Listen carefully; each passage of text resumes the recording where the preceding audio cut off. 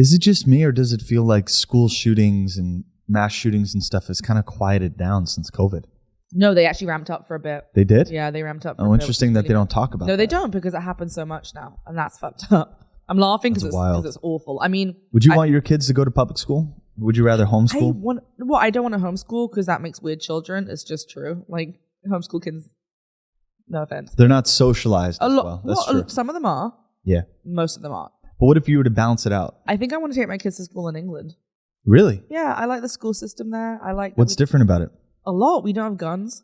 Right. That's number one. Yeah. I think the education standard is very different. In the UK, like high school is a lot harder than it is in America. But college is a little easier, I think. I just know, like, for instance, the last 2 years in the UK of high school count as like a year of college. Wow. Right? Because you specialize early. At 16, you pick 3 subjects. Or 3 or 4, depending on like... Wait, they specialize you by 16? By 16. Can you talk about that a little bit? Which can be a problem, right? Because if you, for instance, say at 16 you pick, I don't know, like history, English, and math, and then you want to be a doctor, you're fucked, you know? Oh, wow. You have to go back and do it. So you have to know what you want by 16? Pretty much, yeah. That's an interesting philosophy, right? Like, you know, in some occasions, if you just not force, but basically if you remove the ability to have options afterward, sometimes burning the ships is the best choice, right? It works for some kids and it doesn't work for others. So like my older brother knew from the age of 5 he wanted to do math. Like that was it. He knew. So for him, he knew by age 5? Yeah, he loves math. Like he just knew. Marvin, have you ever made a decision by age 5? Like we always knew that's what he was going to do. Like, yeah, right. I would be the kid that wouldn't do well in that. So he was easy. He came to his A levels and he was like, great, I'll pick this and I'll go do math at university. Like done.